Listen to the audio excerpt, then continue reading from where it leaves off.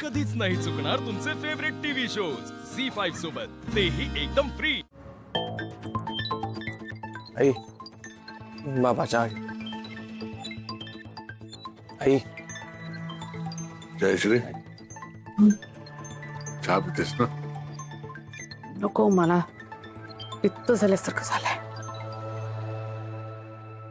आई मला वाटतं तू घरी जा। अगं सगळ्यांनी इथे थांबून काय होणार आहे?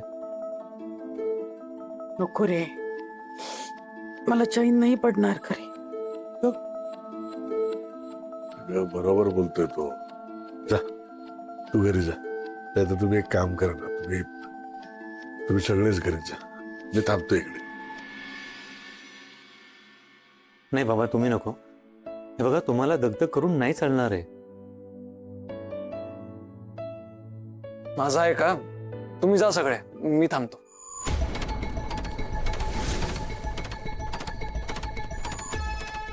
नाही नाही अखिल, तू एक काम कर, तू आई आणि बाबांना घेऊन घरी जा, मी थांबतो इथे। एक मिनिट, तुम्ही सगळे प्लीज ऐकाल का? मी तर म्हणतो तुम्ही सगळ्यांनी घरी जा, मी एकटा थांबतो इथे। तू एकटा कसा थांबशील इथे? घरातला कोणी नको का? हा बाबा, मी घरातला नाहीये का? नाही म्हणजे तसं नाही रे बाबा। काय तुम्ही पण असं म्हणायचं नव्हतं मला।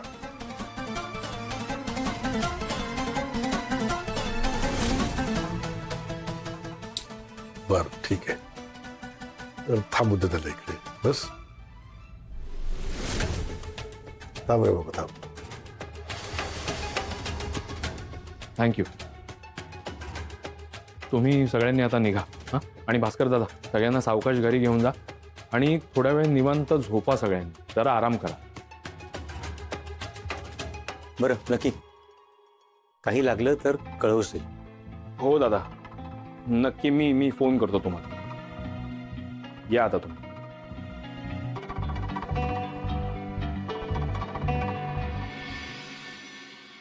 गेले बाबा एकदाचे नशीब, जरा शांतपणे विचार करता येईल आता। पण हा नवा दुश्मन अचानक कसा उपटला आकाशचा, आणि तो पण एवढा मोठा की डायरेक्ट गोळी घातली।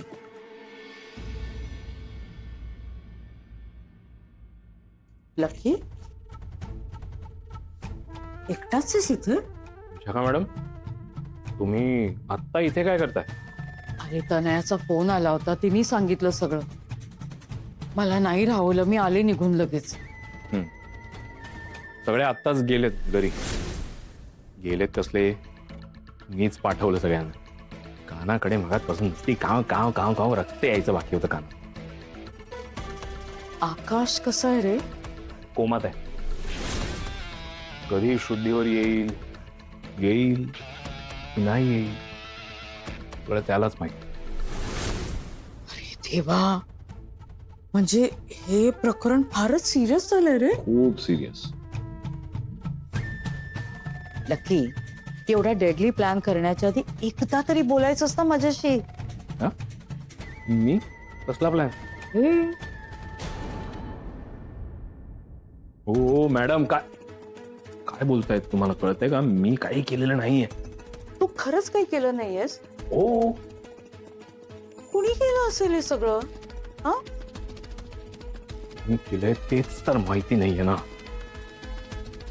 तसं विचार करतोय ना मी पण, कोणी का ह्याला, पण ज्यांनी कोणी केलंय ना त्यांनी सगळा घोळ घालून ठेवलाय। मला तर याचे फक्त पैसे लुबाडायचे होते हो, त्याला देशोधडीला लावायचा होता बास। पण हा दीड शाणा स्वतःच कुठे तिथे जाऊन गोळी खाऊन आलाय। पण आता बसा बोंबलत।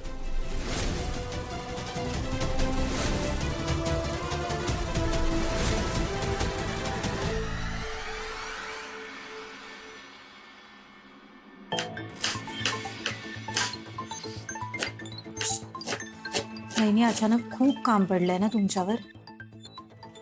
नाही म्हणजे आकाश दादा हॉस्पिटलमध्ये, त्यात मुलींचं बघायचं, घरातलं बघायचं, आणि वसू वहिनी असो, मी माझ्याकडून जेवढी शक्य होईल तेवढी मदत नक्की करेन तुम्हाला. नाही, मला माहिती आहे तुम्ही वसुवहिनीला खूप जीव लावायचा. खूप वाईट वाटलं असेल ना तुम्हाला. तनया अगं, माझा अजूनही विश्वास बसत नाहीये की वसुंधरासारखी एवढी चांगली मुलगी एवढं मोठं खोटं कसं बोलेल ती. अगं, घरातल्यांचं इतकं मन लावून सगळं करायची ती. आणि बाबा जेव्हा हॉस्पिटलला होते ना तेव्हा तिने सगळं निभावून नेलं होतं ग. हो ना, पण त्यामागे तिचा काय मूळ हेतू होता ते आत्ता कळतंय ना. नाही, मी काय म्हणते वहिनी, घर सांभाळायला तुम्ही आहात आणि मीही आहे तुमच्या मदतीला. पण ऑफिसचं काय? नाही म्हणजे खूप कामं पेंडिंग आहेत ना. एवढे मोठे प्रोजेक्ट आहेत. त्यात जो डिसिजन घेतो आकाश दादा, तोच नेमका हॉस्पिटलमध्ये. हो ग, मी काय म्हणते, यांनी आणि अखिलनी काहीतरी ठरवलं असेलच अगं. त्यांना कुठे काय मिळतंय ठरवायला? काय? म्हणजे आकाश दादाच बॉस आहे ना, सगळे डिसिजन तर तोच घेतो. मी काय म्हणते वहिनी, आता ऑफिसचा चार्ज ना अखिल आणि भास्कर दादांनी घेतला पाहिजे. नाही म्हणजे ऑफकोर्स आकाश दादा बरा होईपर्यंत. तुम्हाला काय वाटतं वहिनी? बरोबर बोलतेस तू. मी काय म्हणते, आपण ना या विषयावर बाबांशी एक दिवस बोलूया. नेकीवर पूछ वहिनी, आत्ताच बोलूया. अगं आता नको, आता सकाळच्या वेळेत मला हे सगळं करायचंय. नको आता वहिनी, काहीच तुम्ही नको. माझं ऐका, सकाळच्या वेळेतच चांगली कामं करायची असतात. चला वहिनी, गडबड आहे. वहिनी चला. अगं नको तनया, ऐक ना. या तुम्ही.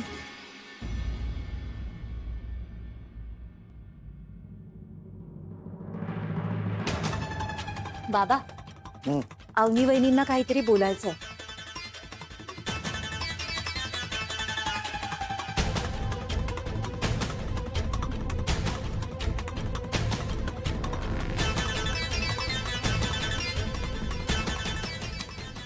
बोल बोल, काय बोलायचंय बोल.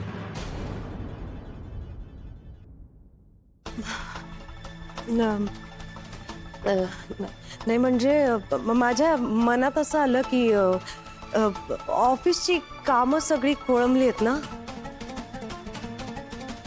आकाश भाऊजी ऑफिसला नाही आहेत तर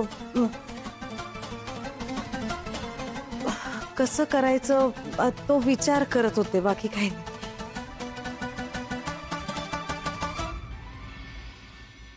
खरं तर बाबा, मी पण याबद्दल काही विचार केला नाही अजून. कारण मला वाटतं की आता सध्या आकाश लवकर बरं होणं जास्त महत्वाचं आहे.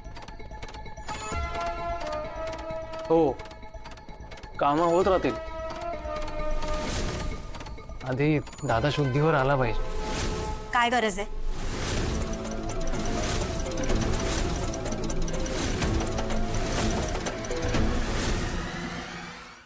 झी5 ॲप डाउनलोड करा आणि पहा सर्व एपिसोड्स एकदम फ्री.